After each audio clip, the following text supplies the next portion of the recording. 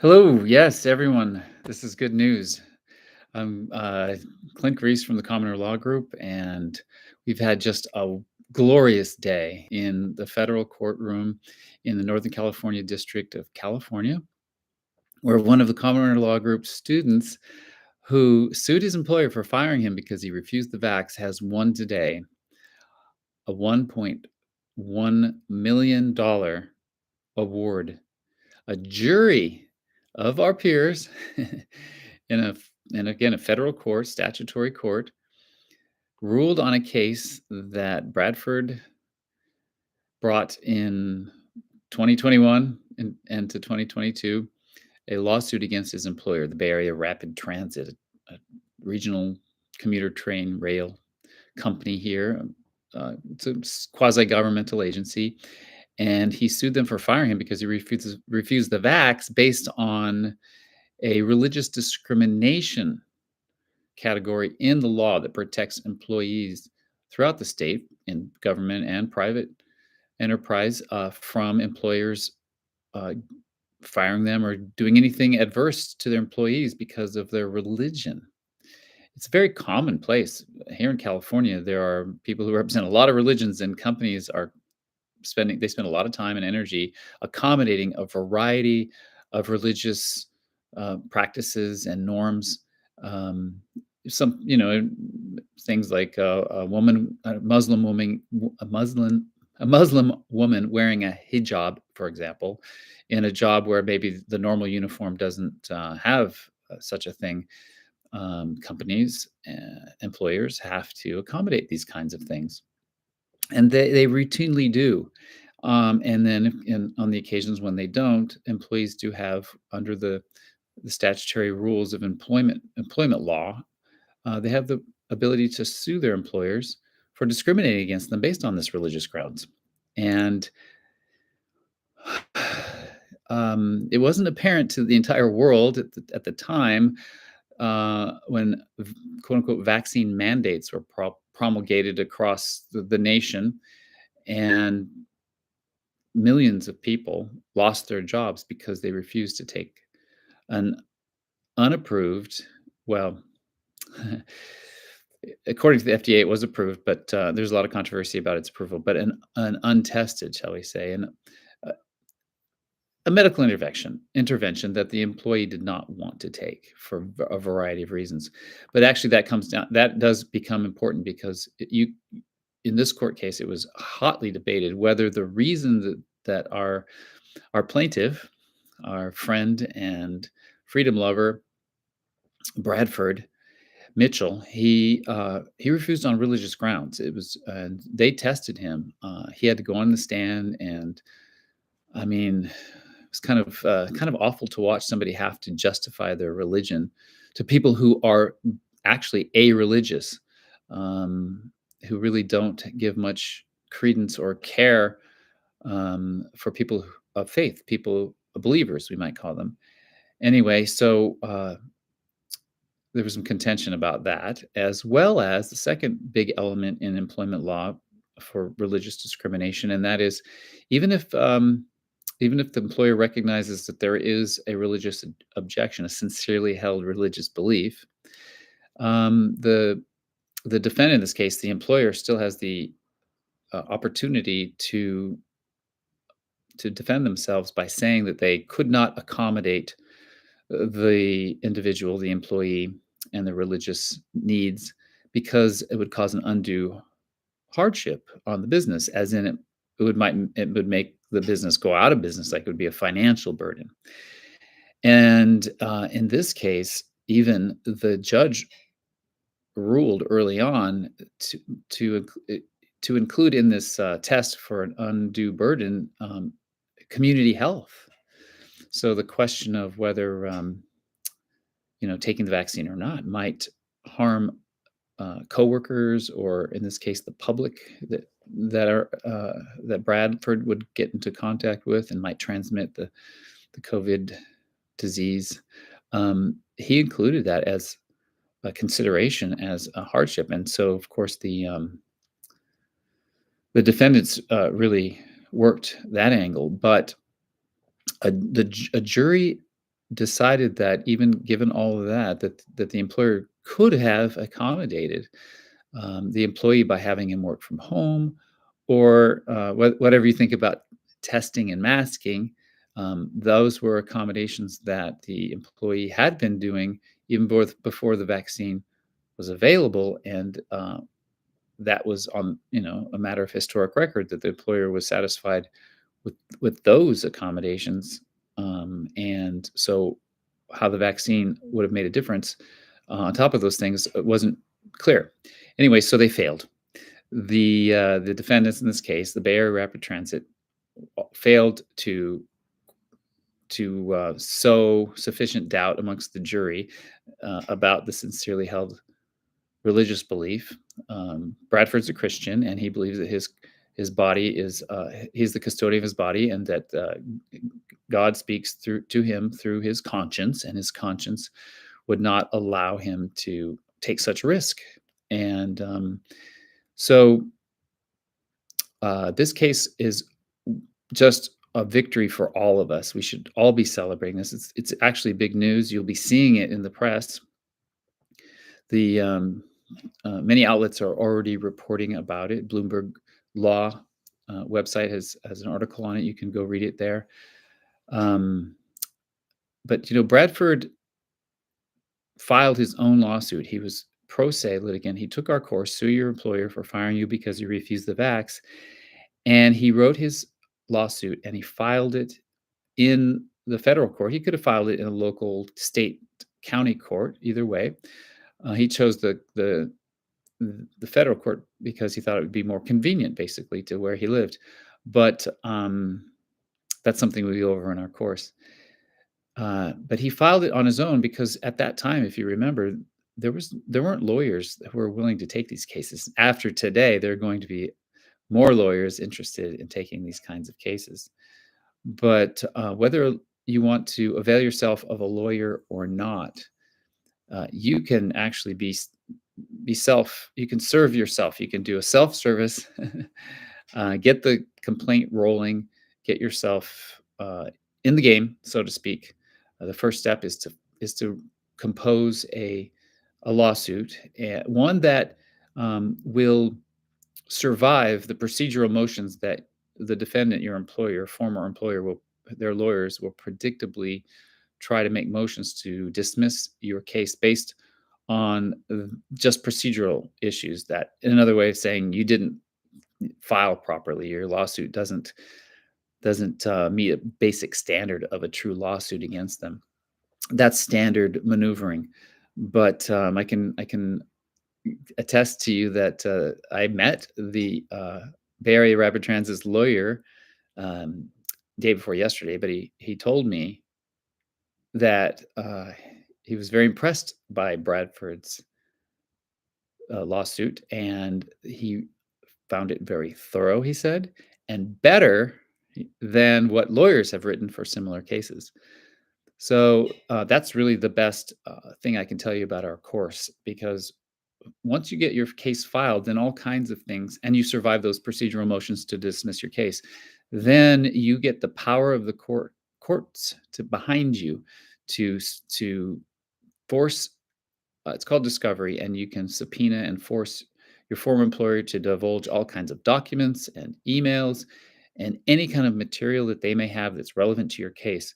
Uh, they're now on the defensive, and they have to produce these documents as the court orders them to. You can also do depositions. You can get your former employer, your manager, your CEO, those people who were judging you and treating you poorly and not giving you the time of day and not willing to hear you out.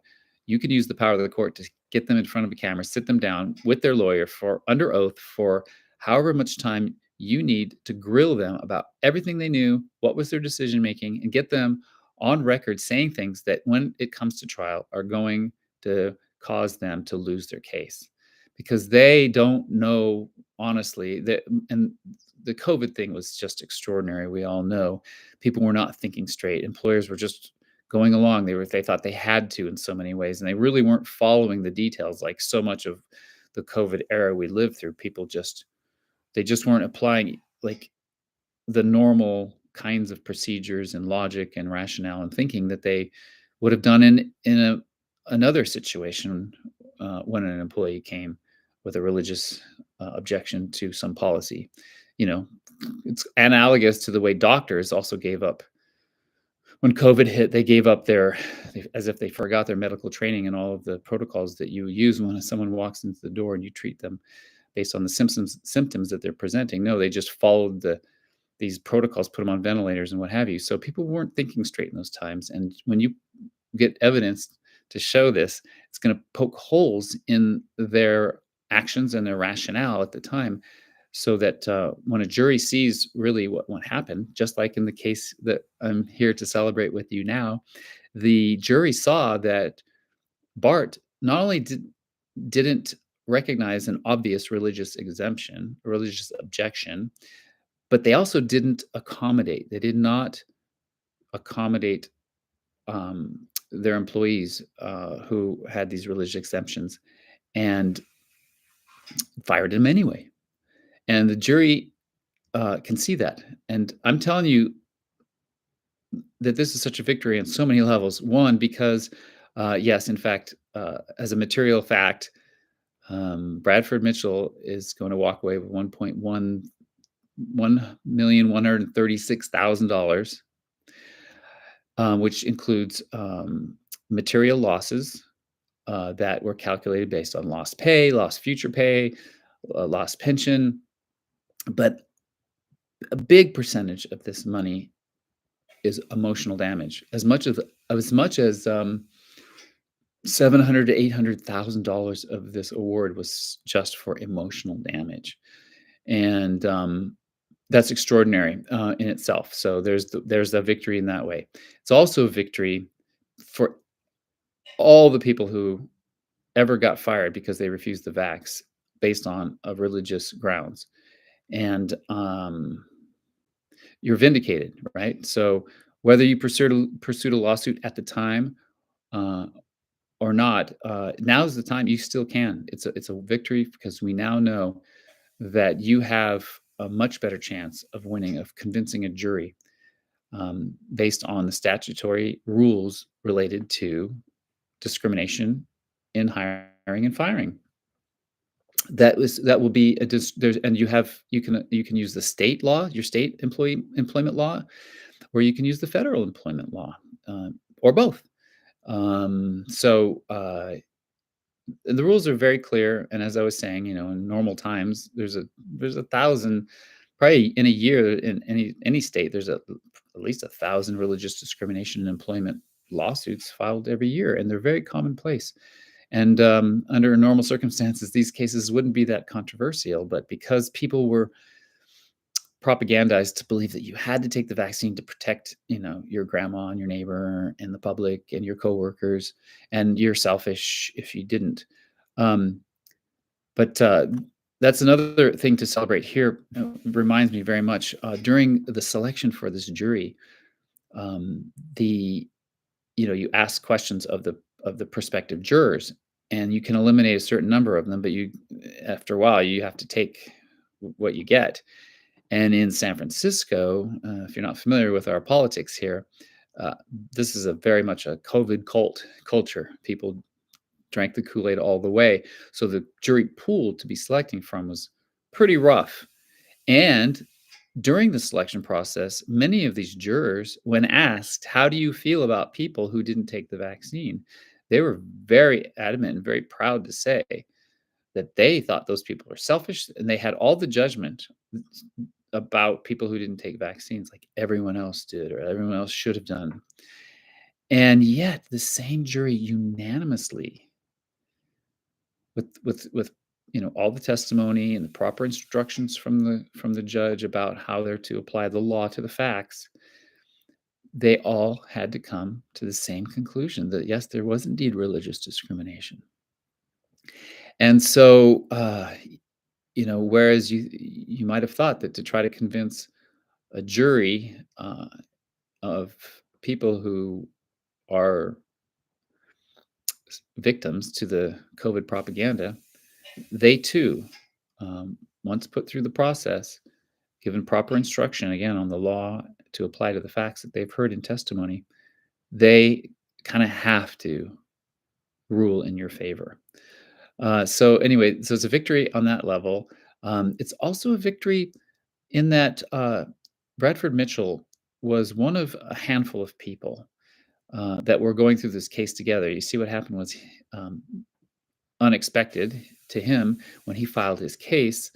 Other BART employees had filed a case, and they were working with a nonprofit uh, a nonprofit lawyer group called the Pacific Justice Institute. So they were lucky to find some lawyers to represent them for no fee.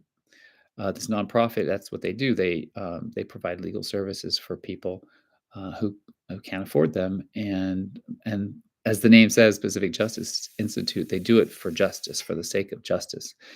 And so there were, I think, as 30 or more BART employees who ended up getting on board with a lawsuit that was being led by the Pacific Justice Institute. And when the court saw Bradford's solo pro se filing and he saw these other filings, they determined that the cases were similar enough that they needed to be lumped together.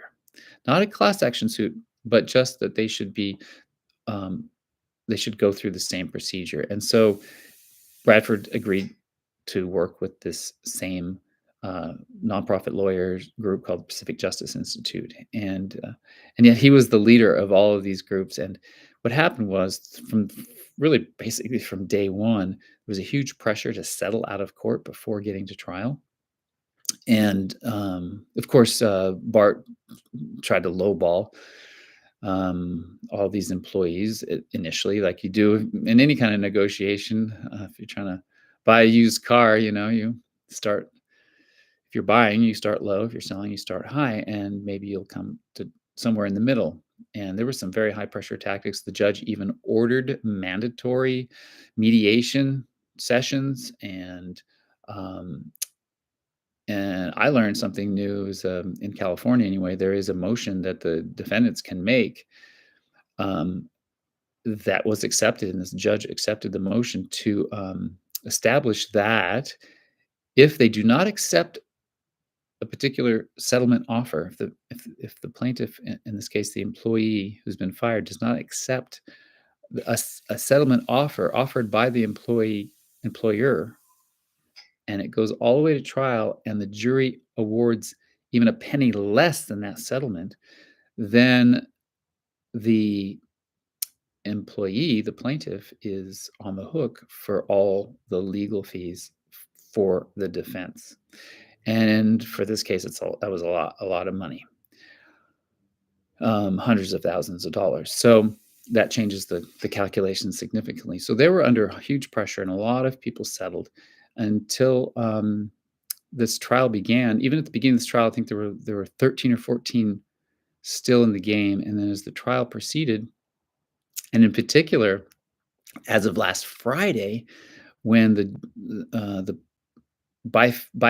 bifurcated case, that is, the judge had determined that he was going to take those two questions, one of the accommodation and one of the religious exemption, and the two most important, the two essential questions of a religious discrimination case, and first have the jury judge the accommodation part, because that's actually the harder part, the one that uh, was more likely to lose and was more challenging to win. In fact, this was not the first trial. I should have told you that our guy Mitchell went through a trial um, months ago, about 3 or 4 months ago, and he didn't lose, but he didn't win. The jury was a hung jury, and in fact, it was just because of one juror who held out. But the 7 out of the 8 jurors agreed that Bart had made a good faith attempt to accommodate, and only one person held out. So thankfully for that one person, the jury was a hung jury, which then put in place a new trial, which is the one we've just had. And so Bart was feeling pretty good about it, and it was, we weren't surprised, given the jury pool here, that the jurors would not be sympathetic, and they would see that, yeah, well, Bart tried to accommodate you, but there's no real way they could accommodate you short of taking the vaccine or firing you. So, except for one person. So Bart was feeling pretty good, and the pressure to settle was ever more strong, and a lot of people after that first trial bailed out. But what I'm celebrating here is the durability, the staying power of Bradford and about a dozen more at the beginning of the trial. But after the last Friday's jury verdict, that yes, in fact, Bart did not was not successful in proving that they tried to accommodate. It was a big surprise victory, the hardest part to win, and it was unanimous. 8 jurors agreed that Bart failed to accommodate.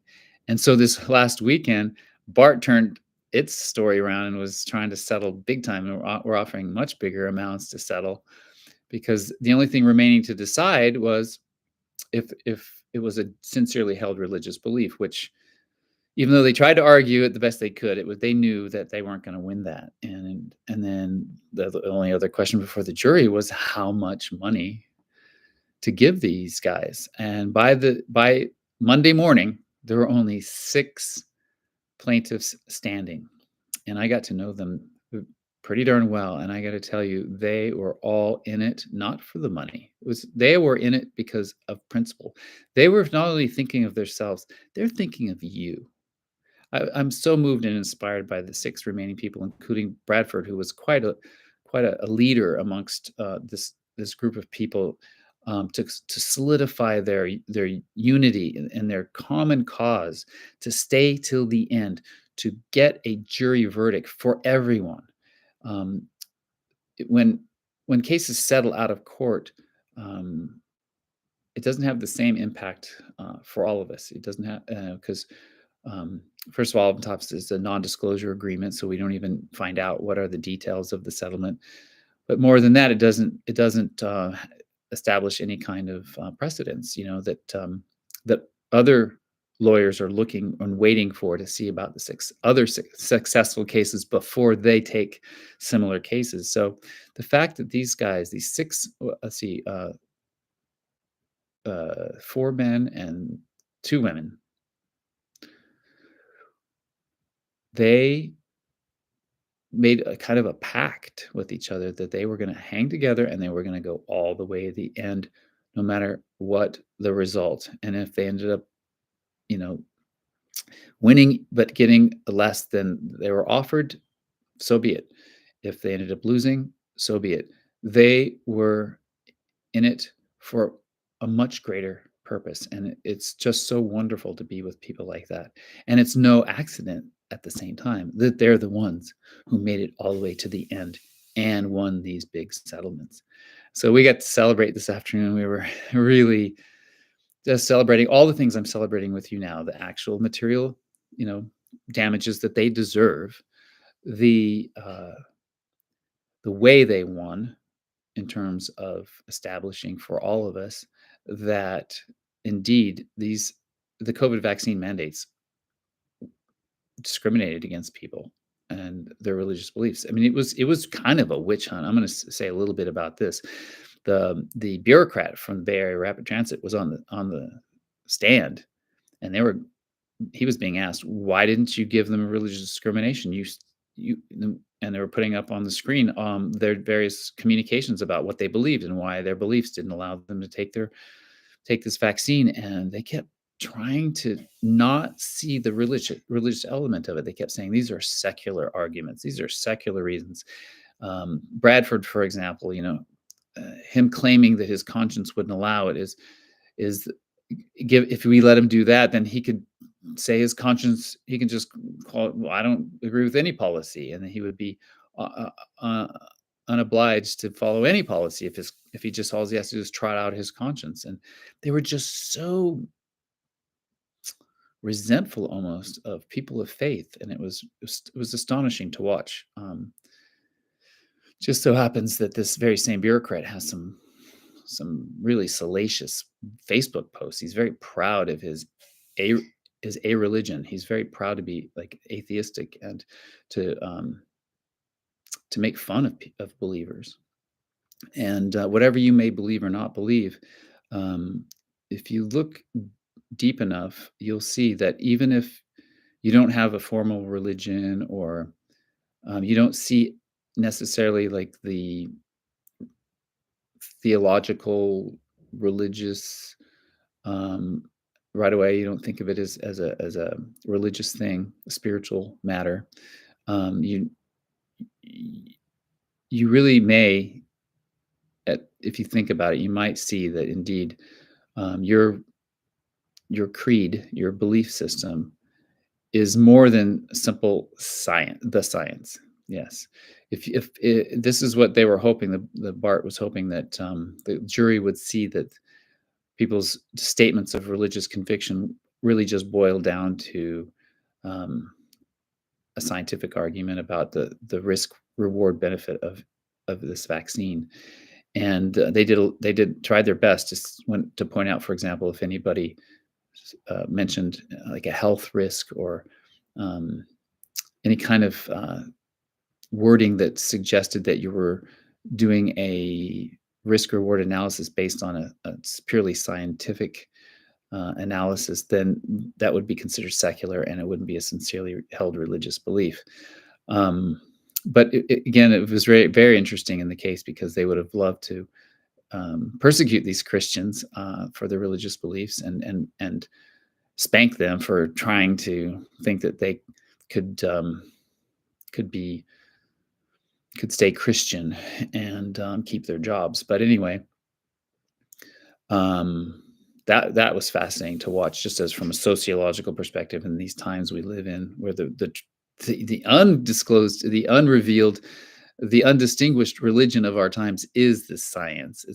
It's a religion pretending not to be a religion, but scientism, of course, is the religion of the day. And so these Christians were heretics to them. And but even this jury again, who from their jury selection interviews were pretty clear that they they had no love for anti-vaxxers or people who refuse the vax.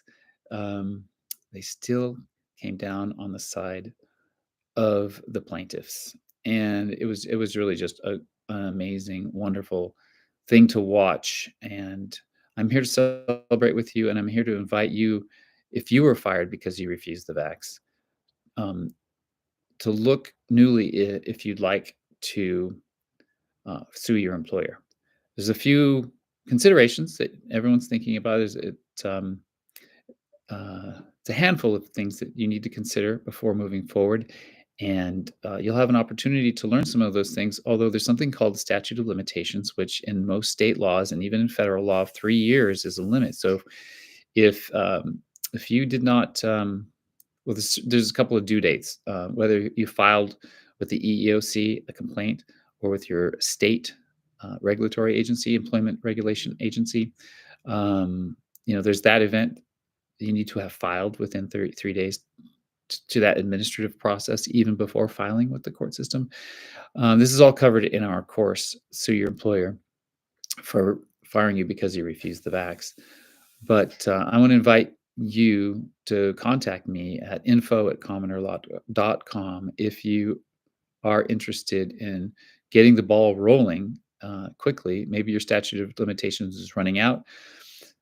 But on top of that, because of some other court cases of note, you might have learned about the ruling in Los Angeles Unified School District. The employees there were suing the school district, and their lawyers got the judge to see that the vaccine was not a vaccine, and that changes the whole story. So we're looking at legal theories to be able to restart the clock on the statute of limitations based on the fraud of calling this a vaccine, which once it's a vaccine, then the company's policy has the benefit of the idea of a community health imperative.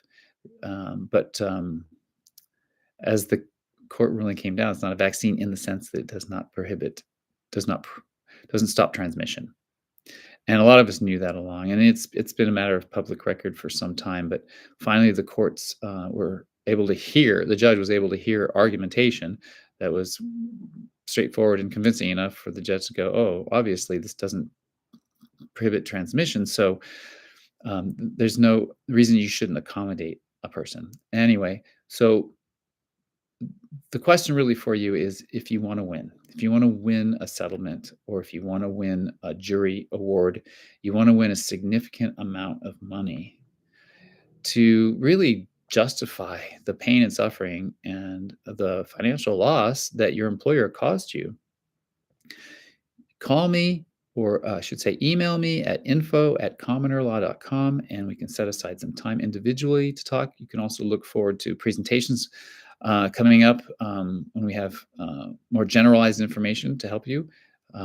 There's nothing short of just taking the course today. Just go ahead and sign up for it at commonerlaw.com. You go to the link for sue your employer for firing you because he refused the vax. You can watch the introductory video, and in the description below in this video, there's even a link for a free module. One of 12 modules in our course is there for you, so you can meet the instructor, the expert instructor. You can get a taste of the course and how we not only give you the concrete instructions you need to be able to file a powerful procedure-proof lawsuit, but we also go into the psychological elements, the gamesmanship that's involved, because you might have gathered by now that lawsuits aren't just straightforward. There's a lot of ins and outs, and lawyers, they have the ability to try to pressure you to do things, settle for less, for example. And so we also instruct you on that, teach you a lot of terms, legal terms. There's some basic legal terms that everyone needs to learn, but we try to make it as simple and as accessible as possible. And then that way, you benefit because you can file. You can go right ahead and file and get the ball rolling. And then if you find a lawyer to work with, you're going to be so easier to find a lawyer to work with because you'll be able to communicate your case, and that you've already written your filing. That's gonna, you'll have done all that work already. They're going to recognize you as a high caliber client to work with, and you'll be able to understand when your lawyer is describing it, different things, giving you advice or giving you different pros and cons about different decisions you need to make. You'll be much better positioned because you'll understand the law as regards to a religious discrimination case. And there's a lot to learn along the way. And if you take Bradford's case as an example, there's no way he could have predicted any number of the twists and turns that eventually came about. Big one of which I mentioned, the big one being that the judge, recognizing similar cases, lumped him together with others, and so his fate was sort of cast in with the others. He tried to defeat that judge's ruling. He definitely contested it, but in the end, the judge said, "No, you got to work together." And so that was just something. It turned out to be, I guess, a benefit to him, and yet he never took his eye off the prize. He never lost his spirit of being self-possessed as a person, to be the one to learn all the details of the law as he was going through it, to pay attention to every twist and turn, and to be there even as a leader amongst his group to keep them together and help them see why they're in it, what they're in it for, and what winning is, and how sticking together as well empowered them in their gamesmanship against their mutual former employer. So again, if you are interested in pursuing a lawsuit against your former employer for firing you because you refused the vax, uh, again, because of the statute of limitations, you may need to act very soon. And in any case, I'm happy to do a one-on-one consultation with you. If you just send me an email to info@commonerlaw.com and put in the subject line something like "fired" in all caps, or "I want justice," and then I'll I'll schedule a time with you, and we'll just hear the basics of your situation, and I'll try to direct you to what I think is the best options for you. And in the meantime, this is a victory for all of Americans. I know at the Commoner Law Group, a lot of times we criticize the legal system. We definitely distinguish between the statutory law, Article 1 courts versus Article 3 courts, administrative law judges, commercial law, equity. There's a lot of things to know about the higher order questions of what exactly is a courtroom and what does the jurisdiction really mean. And you can learn a lot of those things in the Great American Law series on our website, commonerlaw.com, as well.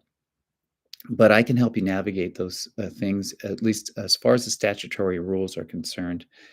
And uh, again, it's hard to predict what comes about, but if you don't get in the game to start with, there's no game to play.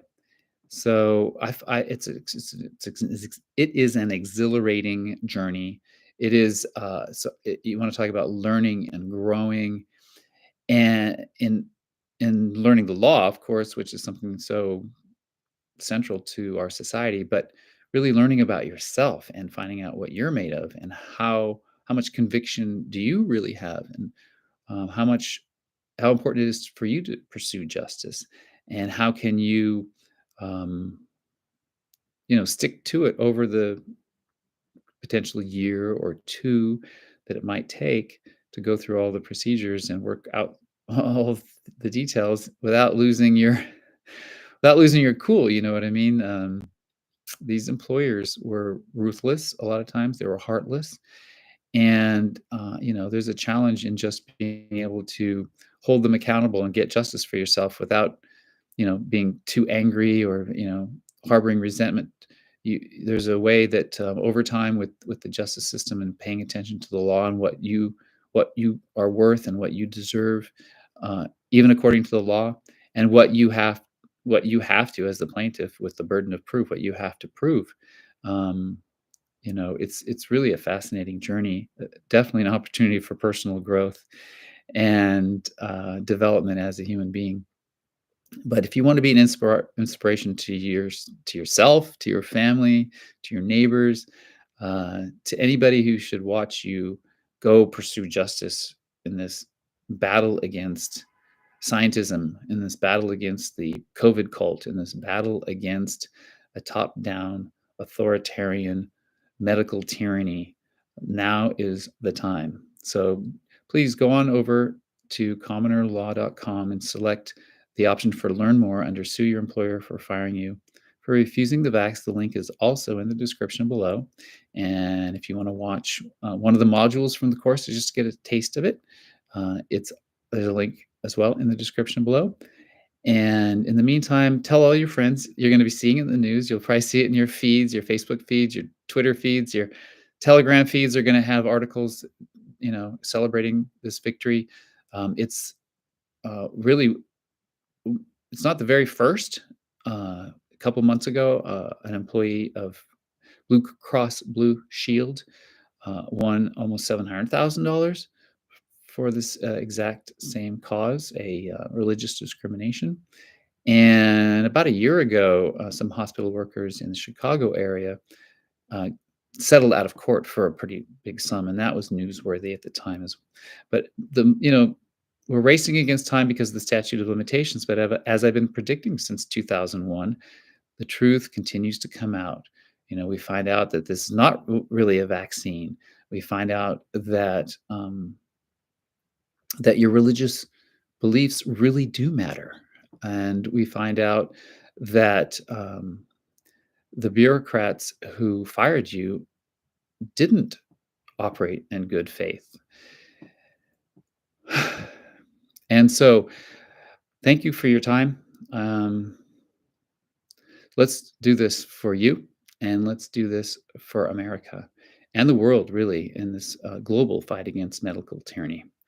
I've been Clint Grease at commonerlaw.com, the Commoner Law Group, and I appreciate you very much. And look forward to, if you're not already on our email list, also go to Commoner Law, where it says sign up. Just Click that button, you can add your name and email and get invited to any number of our special events, online events, and special offers for educational opportunities. All right, have a great evening, and let's continue celebrating this great news.